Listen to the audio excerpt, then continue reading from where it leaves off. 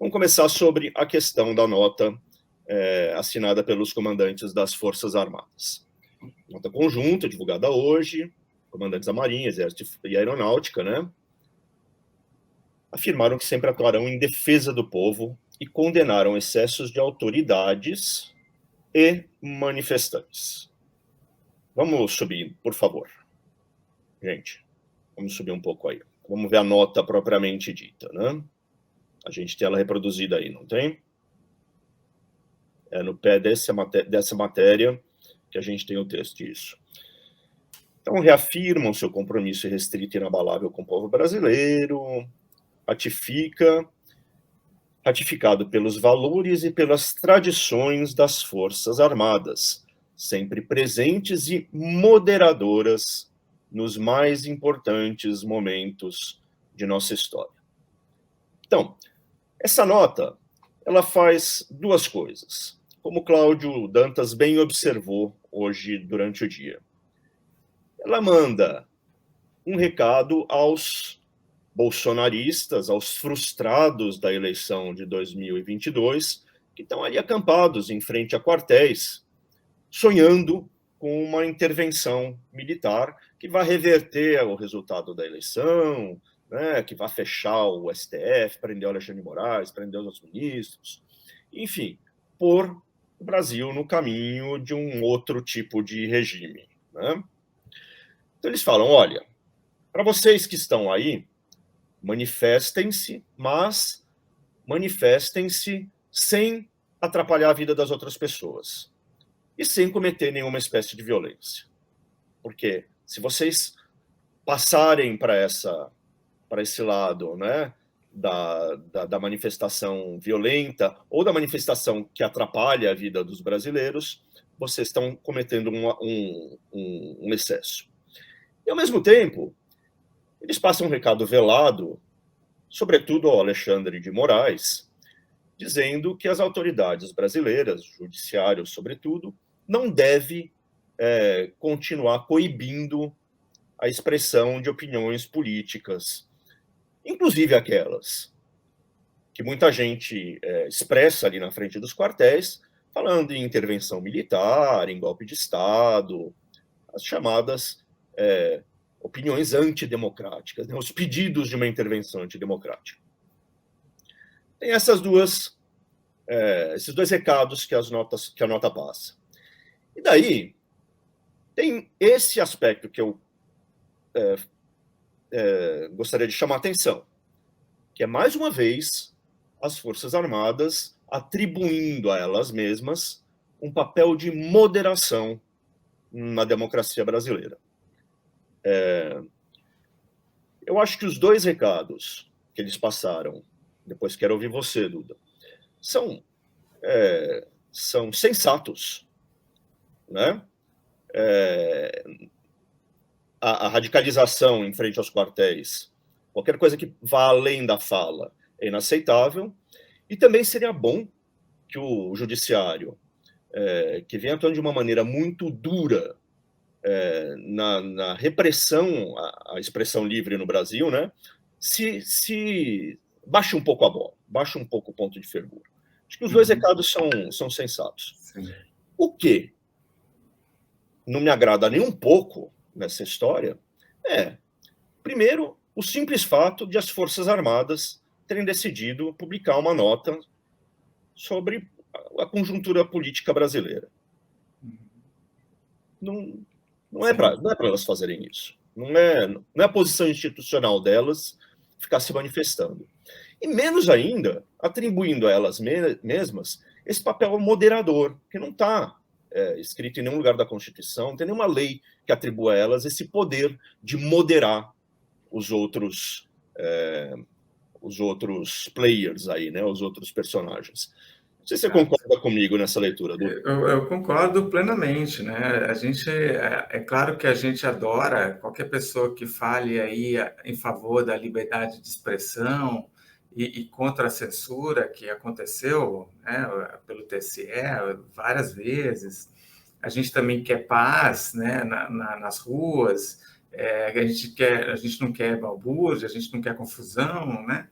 Agora, a gente não pode aceitar e agradecer e aplaudir a qualquer pessoa que venha e diga essas coisas, porque a democracia ela funciona quando cada um dos poderes exerce o seu devido papel, né? Como diz o Bolsonaro, dentro das quatro linhas. Né? E as Forças Armadas não têm esse papel As Forças moderador. Armadas não são um poder, né, Duda?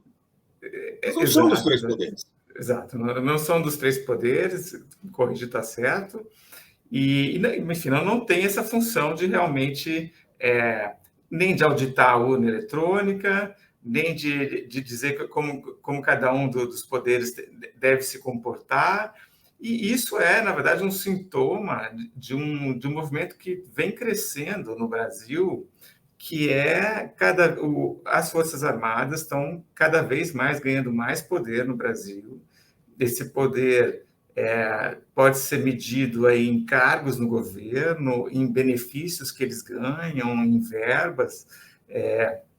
E os governos, não só o governo petista também, mas o governo bolsonarista, Temer, todo mundo tem meio que dado realmente, aceitado que as Forças Armadas acabem exercendo cada vez mais esse poder, tanto moderador quanto de força pública, né, de segurança pública e tudo mais.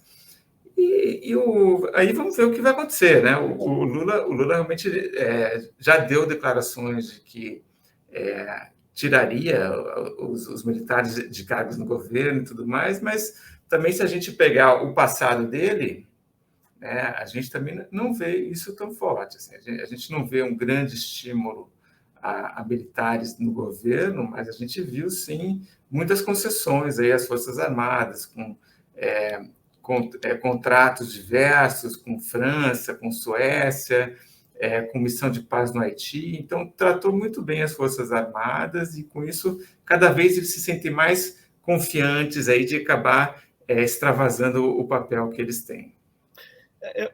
Você tem memória melhor do que eu para essas coisas, mas eu gosto de lembrar aquele episódio dos Estados Unidos em que um comandante das Forças Armadas, eu não me lembro exatamente qual era o cargo dele, aparece ao lado do Trump, né, numa caminhada ali. Isso, ele Em sai da Washington. Casa Branca, né, e vai fazer uma fotinha, exato. Exatamente. E esse comandante pediu desculpas Pegou por ter super aparecido. mal. Pegou Pegou super super mal. mal. Uhum, Ou exato. seja, não é implicância nossa. É que está comprovado pela experiência de países que têm um histórico democrático mais consolidado e tudo mais, que não é bom, né? Quando aqueles que portam as armas, né? Porque Sim. o militar é um cara que tem essa característica única, né? Ele é um homem que é dono das armas, né? Sim, sim. Ninguém mais é dono desse tipo de poder. Uhum. Então, se ele decide intimidar, é difícil você não ficar intimidado. Sim. É bom que eles fiquem fora da política, para começar por causa disso, né? Sim. E é o que acontece em outros países. O comandante militar pediu desculpas, né, no caso do Trump. E aqui, pelo contrário, a gente vê, desde lá do episódio do comandante Vilas Boas, que com um tweet sugerindo educadamente que o Supremo Tribunal não desse um habeas corpus ao Lula lá atrás, a gente vê, né, de tempos em tempos, essa erupção de voluntarismo político dos militares, né? E uma grande, uma grande fatia da população brasileira aplaude, né? A gente viu isso, realmente o pessoal marchando aí, né, nas ruas e até pedindo um golpe militar, né? Mas ainda que a gente ainda viva numa democracia e não tenha essa perspectiva ou chance de realmente um golpe militar no Brasil, uma intervenção federal, qualquer nome que se dê a isso, é uma realidade que a gente está vivendo de aumento de poder, né? Cada vez mais eles se dão esse poder, os nossos governantes não têm conseguido frear esse avanço dos militares, Se a gente olhar o que acontece nos outros países, você deu os Estados Unidos preserva muito bem as suas instituições democráticas. Não, isso que aconteceu do general pegou super mal. E a gente também olha os outros países onde os militares foram ganhando cada vez mais poder e funções na política. E aí a gente tem o exemplo da Venezuela, né? Ou de Cuba, né? Então, é bom que a gente continue no mesmo lugar e corrija esses pequenos erros aí. Muito bom. Não é mau humor com os militares. Os militares cumprem funções importantes e bem no Brasil quando estão dentro das suas atribuições. Não é necessário que eles pleiteiem esse poder acima dos outros 3 poderes como moderadores, vigilantes e tudo mais. Sim. Não é isso. Né? Eu acho que se o Lula puser um civil no cargo de ministro da Defesa, ele já vai ter dado um passo importante para dar para devolver um pouco da normalidade, né, ao Brasil nessa área, né? Sim. Esperemos que seja isso que aconteça, né?